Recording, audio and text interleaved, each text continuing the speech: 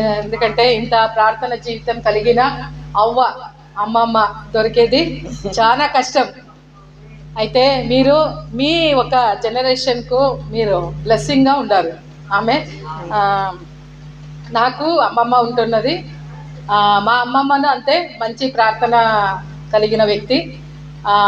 మంచి తెల్లవారుజామ మీలాగానే మీరు ప్రేయర్ చేస్తుంటే నేను అనుకుంటున్నా మధ్యరాత్రుల్లో జయమాటి పాడుతూ ఉండదు. నా అతిశయం నీవే, నా ఆనందం నీవే అని 2:30 టైము 2:30 పాటలు పాడుతూ ఉన్నప్పుడు నేను అనుకున్నా మా అమ్మమ్మ అట్లే పాడేది, నేను గదుముతున్నాను. అయితే ఆమె ప్రార్థననే ఇప్పుడు మమ్మల్ని సేవకు నిలబెట్టింది అని నేను అనుకుంటాను. అదే ప్రకంగా మీరు ఇప్పుడు ఏం సేవ చేస్తుంటారో మీ మనమరాలు మనమోడికి ఆశీర్వాదంగా దీవెనకరంగా ఉంటుంది. God bless you. ఓకే, ఇప్పుడు సాక్ష్యం చెప్తారు కదా. దేవుని నామానికి స్తోత్రము కలుగును గాక. కూడి వచ్చినటువంటి పరిశుద్ధులు దైవ జనాంగానికి హృదయపూర్వకమైన వందనాలు. ప్రత్యేకంగా మా పాస్టర్ గారికి వందనాలు, పాస్టర్ గారికి వందనాలు.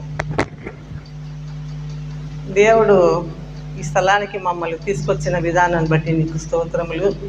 మాది కర్నూలు ప్రాంతము, మరి ఇది భద్రావతి. 7 గంటల సేపు ప్రయాణం చేసి ఈ ఏజ్లో మేము ఇక్కడికి వచ్చినామంటే అది ఏదో డిన్నర్ ఇస్తారు, మీరు పార్టీ ఇస్తారు అని మేము రాలేదు, కానీ దేవుని నడిపింపు. నా సాక్ష్యం ఏమంటే మాది ధర్మవరము ఊరు పుట్టపత్రి, అక్కడ మాది విలేజు. ఒక బ్రాహ్మణ కుటుంబంలో మేమంతా అర్చకత్వం చేసేవాళ్ళము. మాకు గవర్నమెంట్ ఉద్యోగస్తులు కానీ పొలాలు కానీ అవన్నీ ఏమీ లేవు. గుడిలో పూజలు చేస్తేనే మాకు జీవనము, లేకపోతే ఏమీ లేదు. అర్చకత్వంలో పూజ చేసే వాళ్ళమైనా మా తండ్రి గారికి నేను 2వ కుమార్తెను. నేను 15 సంవత్సరాల పాపప్పుడు మాది ఒక బ్రాహ్మణ హోటలు. ఆడ పడుకున్నప్పుడు దేవుడు నాకు ఒక దర్శనం చూపించినాడు, ఆయన కుమార్తెగా నేను అవుతానని. అవన్నీ నాది చెప్పాలంటే ఒకరోజు సాక్ష్యం పడుతుంది, నేను అవంతా చెప్పను. ఎందుకంటే ఇంకా ముందు మనకు జరిగేది అవన్నీ ఉన్నాయి కాబట్టి క్లుప్తంగా కొద్దిగా ముగిస్తాను. ఆ సాక్ష్యం అంతా చెప్పాలంటే నాది 30 సంవత్సరాల జీవితం అనుభవం. నాకు 70 ఏళ్ళు ఇప్పుడు. ప్రభుత్వం నేను నడుస్తూ ఉండేది 30 సంవత్సరాలు. అవన్నీ చెప్పాలంటే లేట్ అవుతుంది, మనకు సమయం తక్కువ అది. కాబట్టి నేను ఒక మిషనరీలు వాళ్ళు పోతున్నప్పుడు యేసుప్రభువే నిజమైన దేవుడమ్మా, మీరు ఆరాధించేది అబద్ధము, మేము ఆరాధించేది సత్యము అని ఆమె కొన్ని మాటలు చెప్పింది. అప్పుడు నా వయసు 22 సంవత్సరాలు ఉంటుంది. నేను అది బాగా ఆలోచించిన. ఇప్పుడైతే కన్నా ఆయన ఫారిన్ దేవుడు, తక్కువ జాతి వాడు అని ఒక 1,000,000 ప్రశ్నలతో పుచ్చి కొట్టి అన్ని సత్యాన్ని తీసుకున్నాక నమ్ముతున్నారు. అయితే నేను యేసు ప్రభువును నిజమైన దేవుడిని నమ్ముతానే వెంటనే నేను స్వీకరించినాను. ఏ రోజు కూడా ఏ పాస్టర్ని కానీ ఆయన ఫారిన్ దేవుడు అంటేనే తక్కువ జాతి దేవుడు అని నా హృదయంలో ఎప్పుడు భావించుకోలేదు. ఎప్పుడైతే యేసు ప్రభు నిజమైన దేవుడని నేను తెలుసుకున్నానో ఆ రోజు నుంచి కూడా మా ఇంట్లో వాళ్ళు నమ్మరు. దొంగగా పోయేది, సిస్టర్స్ ఫ్రెండ్స్ వాళ్ళ దగ్గర పోయేది, యేసు ప్రభు ఎవరు ఏం కథ అని నేను అన్నీ తెలుసుకునేది, వాళ్ళతో ప్రార్థన చేసేది. ఎక్కడికి పోయింటి ఇవ్వమంటే ట్యాబ్లెట్స్ కావాలా అందుకని పోయినాను అని చెప్పి అబద్ధం చెప్పి దేవుడితో సహవాసం చేసేదాన్ని. అయితే నాకు యేసు ప్రభువును తెలుసుకోవాలని ఒక ఆశ ఉంది. ఇప్పుడు మేము మామూలుగా గుడికి పోయినప్పుడు దేవుని పుస్తకాలు అన్నీ తీసుకుపోతాం. వీళ్ళు క్రైస్తవులు బైబిల్ ఎంత బాగా తీసుకొని పోతారు, ఏముంది అందులో? మేము భగవద్గీత, తర్వాత రామాయణము, శివపురాణం అన్నీ చదివిన. ఈ బైబిల్లో ఏముంది? ఇది కూడా నేను చదవాల. తర్వాత రామాయణము, శివపురాణం అన్నీ చదివిన. ఈ బైబిల్లో ఏముంది? ఇది కూడా నేను చదవాల, తెలుసుకోవాలా అని దేవుని దగ్గర ఒకరోజు వరం అడిగిన. యేసయ్యా, నువ్వు ఈ బైబిల్లో ఉండవని చెప్తా ఉన్నారు, బైబిల్ కంప్లీట్ చేసే వరకు నన్ను తీసుకోకూడదు, నేను తెలుసుకోవాలా, తెలుసుకున్నాక నన్ను నువ్వు తీసుకోపో, నేను పూర్తి బైబిల్ చదివే వరకు నన్ను నువ్వు తీసుకోకూడదు. ఏముంది బైబిల్లో నేను చూడాలా, మా బుక్కుల్లో లేని సత్యం, మా బుక్కుల్లో లేనిది ఈ బైబిల్లో ఏముంది అని. మా భర్త ఇరిగేషన్ డిపార్ట్మెంట్లో అసిస్టెంట్ ఉన్నాడు. ఆయన చూస్తే కాల్ చేస్తాడు, చింపుతాడు. ఆయన లేని సమయంలో బాత్రూంలో లెట్రిన్లో చదివేదాన్ని. ఆయన వచ్చినప్పుడు వెంటనే మూసిపెట్టేసి అట్లా చేసి దేవుని తెలుసుకున్నప్పుడు, ఒకసారి నేను బైబిల్ చదవాలా అని అడిగినప్పుడు, నేను ఇప్పటికి 7 సార్లు కంప్లీట్ చేసిన బైబిల్. దేవుడు 7 సార్లుగా కంప్లీట్ చేసేట్లాగా దేవుడు పరిస్థితి ఇచ్చినాడు. సరే, పోతున్నాను వస్తున్నాను సంఘానికి. అయితే నేను ఒక పిసినారితనంగా ఉండేదాన్ని. దేవునికి ఇచ్చే దాంట్లో వెనకబడిన మనిషిని. డబ్బు ఉంది, ఇచ్చేంత ఇది కూడా ఉంది. అయితే దేవుని కట్టడాలు, దేవుని వాగ్దానములు, రామ్మ తిను, రామ్మ కూర్చో, రామ్మ పో అంటే సరిపోతుంది. ఆ క్రియలు లేని విశ్వాసం నాలో ఉంది. అంటే దేవునికి ఇచ్చేదాన్ని కాదు. పోతాను, చర్చికి పోతా, బైబిల్ చదువుతా అన్నీ ఉండే. అయితే బైబిల్లో మలాకీ గ్రంథంలో నా డబ్బులు మీరు దొంగలిస్తూ ఉండారు అని చదివిన. అది దైవజనులు కాదు మీరు ఇచ్చేది, నాకు ఇస్తుండావు, నువ్వు నా దుడ్లను దొంగలిస్తుండావు అని దేవుడు చాలాసార్లు మాట్లాడినాడు. ఏమిది ఇట్లా మాట్లాడుతున్నాడే ప్రభు అనేసి నేను ప్రార్థన చేసుకున్న దాన్ని. చేసుకున్నప్పుడు నాకు ఒక దర్శనం చూపించినాడు దేవుడు. ఒక పొలం చూపించినాడు. ఆ పొలంలో 2 వ్యక్తులు ఉన్నారు. ఒక ఆయన కష్టపడి పొలంలో ఇత్తినప్పుడు ఇంకొక సోంబేరు నాలాంటి వాడు ఇత్తలే పంట వస్తుంది అని బాగా సద్దనం తెచ్చుకొని తిని పండుకుంటున్నాడు. ఒకడేమో కష్టపడినప్పుడు పొలంలో కొద్ది రోజులు గడిచినాక ఆ పంట బస్తాలుగా తీసుకొని పోతున్నాడు. వీడు ఇత్తలేదు కదా, వీడి దగ్గర ఏమీ లేదు. వాడిని చూసి వేడి ఏడుస్తూ ఉన్నాడు. అయ్యో నీకు ఇంత పంట వచ్చింది ఏమంటే, నేను ఇత్తనం భూమిలో వేసిన, నాకు ఇంత పంట వచ్చింది, నువ్వేమీ వేయలేదు కాబట్టి అని. అది కళ ఏమీ అర్థం లేదు. అప్పుడు ఒక నేసైన పాస్టర్ దగ్గరికి పోయి, నాకు ఇట్లా కళ చూపించినాడు దేవుడు అంటే, పొలం అంటే దేవుని రాజ్యము, పొలం అంటే దేవుని రాజ్యము, అది మీరు విత్తేది దేవుని బీజం. ఎవరైతే పరలోక రాజ్యానికి విత్తుతారో వాళ్ళ కుటుంబానికి దీవెనలు, ఆశీర్వాదం వస్తుందమ్మా. మీకు ఇచ్చిన దేవుడు నువ్వు తిని ఎంజాయ్ చేసేదానికి కాదు, దేవ సైకులకి యేసుప్రభుకి ఇస్తున్నావు, సేవకులకు కాదు అన్నాడు. అప్పటి నుంచి నేను ప్రార్థన చేసుకొని దేవునికి ఇవ్వాలా అనేసి నెలకు 3,000 రూపాయలు ఇచ్చేదాన్ని, దశమి భాగం ఇస్తా. ప్రార్థన చేసినప్పుడు 45 మందిలో 2nd క్లాస్గా నా కూతురికి గవర్నమెంట్ జాబ్ వచ్చింది. దేవునికి స్తోత్రం కలుగును గాక. ఎప్పుడైతే నేను తెలుసుకున్నానో విత్తల సేవకులు కొని నేను 3,000 ఇస్తున్నప్పుడు 45 మందిలో ఫస్ట్ ర్యాంకులో నా బిడ్డకి ఏఎన్ఎం సీట్ వచ్చింది. ఆమె ప్రస్తుతం ఇప్పుడు 40,000 జీతం తీసుకుంటుంది. నేను నమ్మకంగా దేవునికి ఇచ్చినప్పుడు ఆమె మొన్ననే ప్రమోషన్ వచ్చి ఒక లీడర్ 25 మంది నర్సుల్లో ఆమెకు ఒక లీడర్గా ఇచ్చినారు. ఇదంతా ఎవరు? నేను, మా అమ్మ ఇచ్చిందా నాకు, మా నాయన ఇచ్చినాడా, మా బంధువులు ఇచ్చినాడా? అది మనం 10 రూపాయలు ఇస్తే 20 ఇస్తాడు, 20 ఇస్తే 40 ఇస్తాడు. అది రుచి చూసి యెహోవా ఉత్తముడని నేర్చుకున్నాను. ఆ పొద్దు నుంచి నేను దేవునికి సొమ్మును దొంగలిచ్చేది లేదు. కరెక్ట్గా నేను దేవునికి దశమి భాగము కానుక ఇచ్చినప్పుడు ఈరోజు కూడా నా కుటుంబము ఎంతో దీవించబడుతుంది. దేవునికి స్తోత్రం. మాకు ఇటువంటి దైవజనులు దొరికింటే మేము ఎప్పుడో మీ పాస్టర్ని మా ఊరికి తీసుకుపోయేవాళ్ళం, ఇక్కడ పెట్టేవాళ్ళం కాదు. మీ పాస్టర్ మా ఆంధ్రాకి తీసుకుపోయేవాళ్ళం.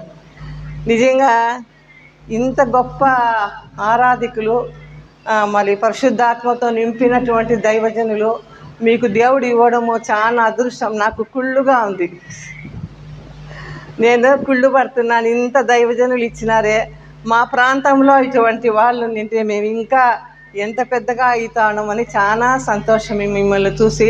అది దేవుడు ఇచ్చింది. ఒక సంవత్సరము ముందు కర్నూలులో మీటింగ్ పెట్టినారు. వీళ్ళు పెట్టినప్పుడు పుష్ప తర్వాత జయమ్మ మమ్మల్ని పరిచయం చేసినారు. వాళ్ళ ద్వారా నేను పాస్టర్ అమ్మను తెలుసుకున్నాను. ఆ రోజు నుంచి కూడా నాకు వీళ్ళ ఆరాధన, వీళ్ళ బ్లెస్సింగు, పరిశుద్ధాత్మని ఎట్లా పొందుకోవాలా, టీచింగ్ అంతా విన్నప్పుడు నిజంగా నాకు సంతోషమైంది. 30 సంవత్సరములు చర్చికి పోతాండ, 1వ తరగతిలోనే ఉండా, 2, 3, 4, 5 ఎప్పుడు చదవాలా? నాకు చెప్పేదే 1వ క్లాసే చెప్తున్నాను. అలా వీళ్ళది నాకు విన్నప్పుడు నిజంగా ఆశ్చర్యం అనిపించింది, సంతోషం. భద్రావతికి వెళ్ళిపోదామా, భద్రావతికే పోదాం, ఏడన్నా ఇల్లు తీసుకుని ఆడే ఉందాం అనిపించింది. వీళ్ళ టీచింగ్ విన్నాక చాలా సంతోషం, ఆనందమైంది. అప్పటి నుంచి రెగ్యులర్గా వీళ్ళతో పరిచయం చేసుకుని ఫోన్ నెంబర్లతో నేను జయమ్మ గారు మాట్లాడేవాళ్ళం. ఇది ఫెయిల్యూర్ అయింది. ఫెయిల్యూర్ అయ్యి దాన్ని తీసేయాలన్నారు చాలామంది డాక్టర్లు. కుడి పక్క తీసేయాలన్నారు. డాక్టర్ దగ్గరికి పోతే తీసేయాలమ్మా, అది నీకు పని చేయడం లేదు, అది ఉంటే ప్రాబ్లము, ఈ కిడ్నీ కూడా చెడిపోతుంది, తీసేయాలన్నారు. నేను నా దగ్గర 150 మంది పాస్టర్లు లిస్ట్ ఉంది. పాస్టర్లు అంటే నాకు చాలా ప్రేమిస్తాను. నేను దైవజనులు అంటే చాలా ప్రాణం నాకు. అయితే నేను ఎవ్వరికీ ఫోన్ చేయలేదు, ఫస్ట్ ఈయనకే చేసిన, మా పాస్టర్కి. చాలా నొప్పి వచ్చేసింది, తీసుకుపోతున్నారు వెహికల్లో. దేవుడు నాకు ఈయనకే చేయమని చెప్పి, ఈయనకే చేసి నువ్వు మాట్లాడే ఊరితో మాట్లాడద్దని. పాస్టర్ అయ్యా నేను కర్నూలు పోతున్నానంటే నువ్వు క్షేమంగా పోయి లాభం వస్తా, నీకు ఏమీ కాదన్నాడు. ఆయన ప్రవచనం చెప్పినట్లే నాకు. మా పాస్టర్ ఇట్లా అంటున్నాడంటే సరే పోదామని చెప్పి పిలుచుకొని పోయినారు. అన్ని టెస్టులు చేసినా కూడా వాడు మెంటలు, అప్పటికైనా కూడా కిడ్నీ తీసేస్తానంటాడు. ఆయన ఒకటి భరోసా, వీళ్ళది విన్నాను కదా కోచింగ్, వీళ్ళ పరిచయ, వీళ్ళ పరిశుద్ధాత్మ నడిపింపు అంతా చూసిన నాకు స్వస్థత వస్తుంది, నాకు దేవుడు కిడ్నీ బాగా చేస్తాడు, ఇంత ఆరాధికులు అనేసి కారులో పోయి చూపించుకొని స్కానింగ్ అయ్యే వరకు ఈయన చేస్తూనే ఉన్నాడు. ఎట్లుంది సిస్టర్ మీకు బాగుంది అని.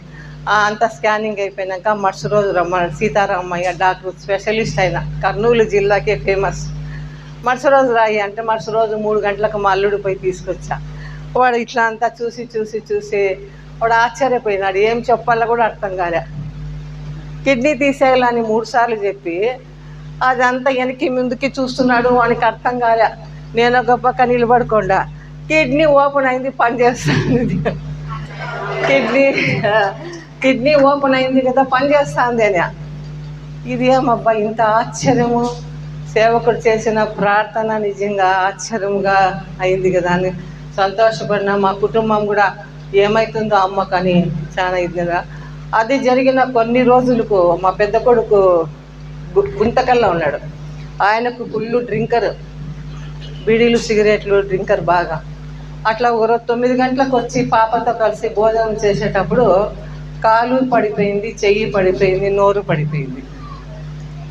పడిపోయింది, కాలు చేతులు 2 పడిపోయింది. రాత్రి 12 గంటలప్పుడు అక్కడ ఒక డాక్టర్ దగ్గరికి అడ్మిట్ చేసినారు. పొద్దున అమ్మకు బీపీ ఉంది, భయపడుతుందని ఫోన్ చేసినారు. పోతే హాస్పిటల్లో ఉన్నాడు. అమ్మ అనేదానికి కూడా రాలేదు. గ్లూకోజ్ ఎక్కిస్తున్నారు, నోరు పూర్తిగా మమ్మ అంటున్నాడు. ఎట్లా ఉంటుంది కొడుకు, ఇంటికి పెద్ద కొడుకు, కన్నీరు మున్నీరుగా ఏడ్చిన. 2 కాళ్ళు నడిసే కాలే పండిపెట్టినారు. అప్పుడు కూడా నేను పాస్టర్ గారికి ఫోన్ చేసి ఇట్లా ఉందంటే, నీ కొడుకు లేచి నడుస్తాడమ్మా, నువ్వు ఏం దిగులు పడద్దు, ఏం భయపడద్దు, మేము ప్రార్థన చేస్తాం కదా, మేము ఉన్నాం కదా, మేము నీ కొరకు ఉన్నాము, ప్రార్థన చేస్తాము, ఏం భయపడద్దు అన్నారు. ఇసురేసేసినాడు, తీసుకొని పోండి అంటే చచ్చిపోతాడు, తీసుకొని పోండి చెప్పేసినాడు. తీసుకోపోండి బతకడు అనేసి ముక్కులో నుంచి లోపలికి పైప్ పెట్టినారు. ముక్కులో నుంచి పాలు, ముక్కులో నుంచి జ్యూస్ పోస్తున్నారు. అయిపోయింది అనుకున్నాం, అయిపోయింది. డాక్టర్ ఫైల్ కింద పడేసినారు. అటువంటి పరిస్థితుల్లో కూడా మేము పాస్టర్ని అడిగి ఫోన్ చేసినాక ఆ ముక్కుల పైపు తీసి పంపించినారు. కరెక్ట్గా 1 నెల జరిగినాక డ్రైవర్గా పోతున్నాడు. ఇప్పుడు మరి నడుస్తున్నాడు, నోరు వచ్చింది, చేతులు వచ్చింది. ముందు ఎట్లా ఉన్నాడు అదే మాదిరిగా ఉన్నాడు. ఇవన్నీ కూడా చేసినాడు పరిశుద్ధాత్మ అభిషేకంతో నింపబడినటువంటి దైవజనుడు చేసిన ప్రార్థన. ఈ 2 కార్యాలు ఈ 6 నెలల లోపల మా కుటుంబంలో దేవుడు చేసిన మేలు. అందుకే వచ్చి నేను ఇప్పుడు కూడా సాక్ష్యం చెప్పకపోతే నేను మనిషినే కాదు. దేవుడు ఇంత గొప్ప కార్యాలు చేసినాడు. కొన్ని లక్షలు అవుతుంది, 20 లక్షలు పెట్టుకొని పోండి అన్నారు. 20 లక్షలు మేము ఎక్కడ తెస్తాం? దేవుడు మా జీవితంలో చేసిన ఈ 2 కార్యాలు అద్భుతము. నిజంగా మళ్ళా చెప్పాలంటే మీరు చాలా అదృష్టవంతులు. మా పాస్టర్ మీకు దొరకడము, సంఘము విస్తరించాలంటే అది మీరే కారణం. మా పాస్టర్కు మీరు తోడుగా ఉండి మా పాస్టర్ ఏం తింటున్నాడు, ఏం తాగుతా ఉన్నాడు, వాళ్ళ ఫ్యామిలీ ఎట్లుందో అన్నీ గమనించుకొని మీరందరూ బాగుంటే మీరు బాగుంటారు, మేము బాగుంటాము, మా దైవజనులు కూడా బాగుంటారు. కాబట్టి మీరందరూ కూడా మా పాస్టర్కు సపోర్టుగా నిలబడి ప్రార్థనలో ఉండాలి. మేము ఎక్కడో ఉంటాము, 3:30 గంటలకు లేచి పాస్టర్ గారి గురించి నేను ప్రార్థన చేస్తాను. అంటే గర్వంగా లేదు, 3:30కు లేచినంటే ఫస్ట్ పాస్టర్ గురించి ప్రార్థన చేస్తాను. కాబట్టి ఎక్కడో ఉండే వాళ్ళము మేము ప్రేమిస్తున్నాం, ఇక్కడ ఉండే వాళ్ళు మీరు ఇంకా ప్రేమించి సంఘంలో బలపరిచి మా పాస్టర్కి కుడి భుజంలాగా ఉండాలని మీ అందరికీ ఒకసారి ఈ సాక్ష్యాన్ని దేవుడు దీవించును గాక.